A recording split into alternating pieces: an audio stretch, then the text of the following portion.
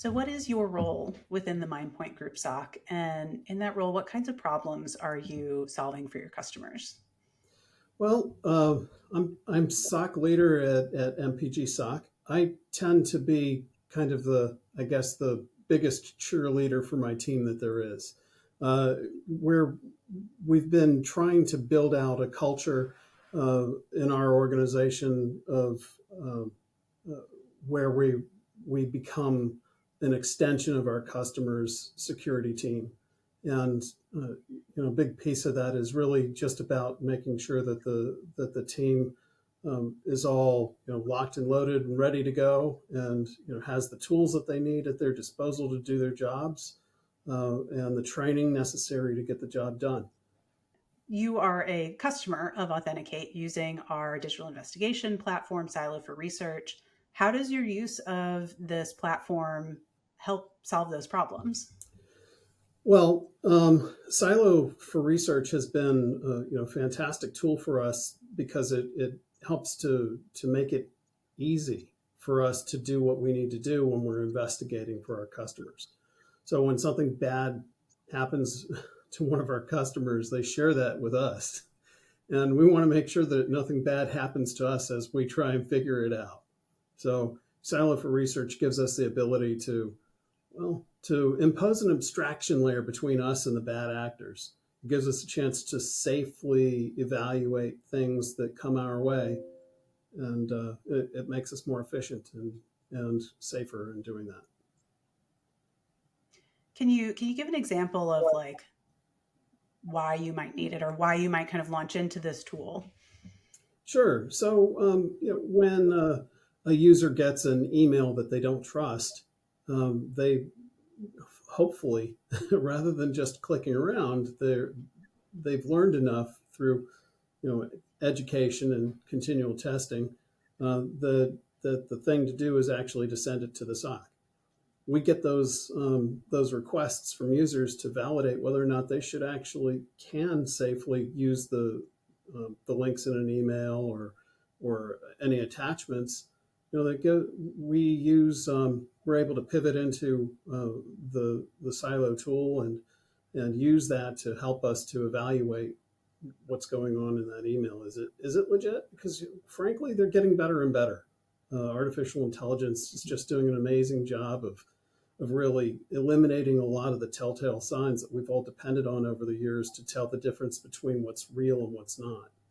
And so, Silo really gives us another tool in our toolbox to enable us to really get down into the weeds with these emails.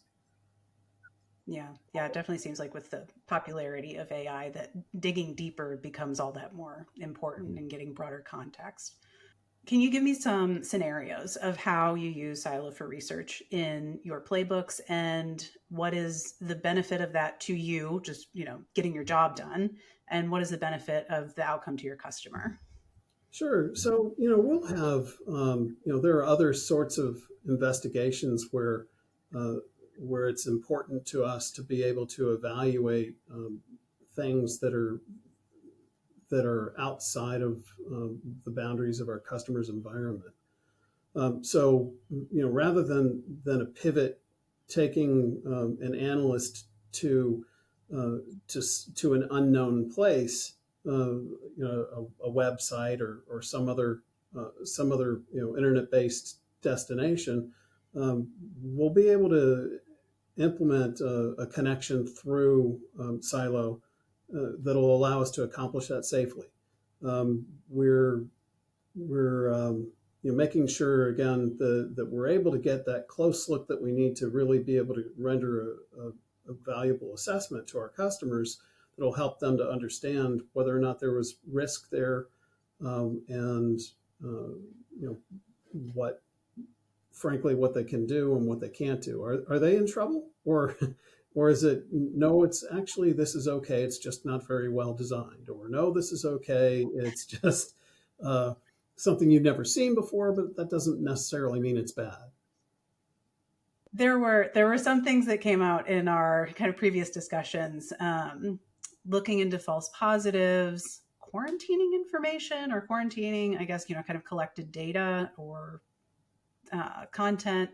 And then we also talked about like avoiding worst case scenarios, I guess, in the course of your work that you would actually incur risk because of a lack of isolation or an accidental link click or something like that. Is there anything more that you can add on those topics? Well, frankly, it if we didn't have Silo to use, we still have the job to do, and our Mm-hmm. ability to do that safely is well, frankly, it's that's when something bad can happen.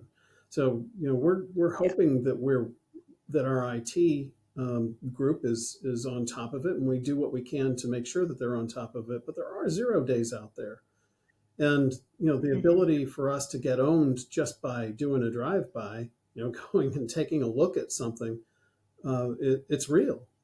So it would just, frankly, we don't even consider, doing it without Silo. Frankly, Mm-hmm. Silo is exactly the right tool for the job. Um, I would, frankly, if an organization has an interest in staying safe, Silo is the thing to keep them there. Browsing the internet is not what it was when the internet first was came out. It's not your grandfather's internet. you know, all the doors were left unlocked. We don't do that Yeah, in nowadays. my day. Yeah. There's there's a lot of bad things that are happening out there. There's a lot of sketchy sites that are going to gather information, your information, whether you fall victim to it or whether it's just collecting information from your connections. You're still at risk. And then of Mm-hmm. course there's the sites out there that'll be able to exploit vulnerabilities that maybe you didn't know you had, and drop Yeah. things into your system. And Silo protects you Yeah. from all of that. I think one of the other things that's really super about Silo is it gives us the ability to not have to worry about the language barrier. We've got a lot of the destinations, a lot of the things that our browsers touch and that we have to go and investigate.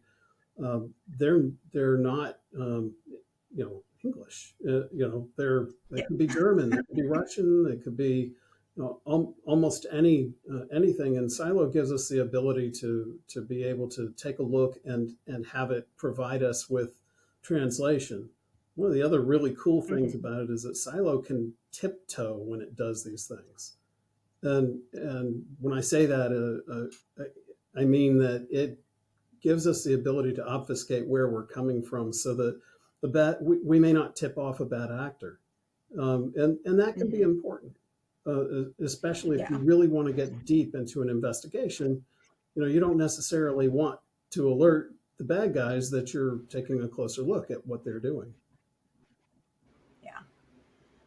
There is also something we hear from security operations centers and investigating, especially these, foreign language or foreign websites, that, geo blocking can be such an issue or VPN blocking can be such an issue. Do you find that Silo helps you hop those fences and kind of get the maybe the victim's point of view of like what they're experiencing, what the site is trying to do, if you're an actual target? It absolutely does. We have certainly some protections ourselves that prevent us from being able to step off the path and into the Yeah. we don't want to necessarily step out into traffic, right? So Yeah. that's exactly what it does. It gives us the ability to send an avatar out into traffic on our behalf. Hmm. And then, do you need to use anything either for your own internal purposes, or do you ever have to hand over some sort of like audit logging or case tracking, kind of with your report, or just to keep your activity safe? Actually, I'm glad you asked that. That's a really big part of what MPGSOC, what value MPGSOC brings to our customers. We try to Hmm. have very transparent investigations and collect evidence along the way. And we include all of that information in the case file for every Hmm. investigation. And so when we're doing our investigating through Silo, it does enable us to collect evidence and store that evidence in the case. So it's That's great. pretty handy. Is there anything else that you think people should know about MPGSOC powered by Silo for Research? So MPGSOC provides a customized service that's really tailored to our customers' needs. We learn about our customers and we try to become an extension of our customer security team.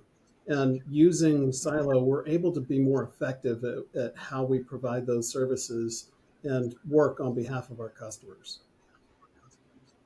That's great. Well, we're glad to do it together.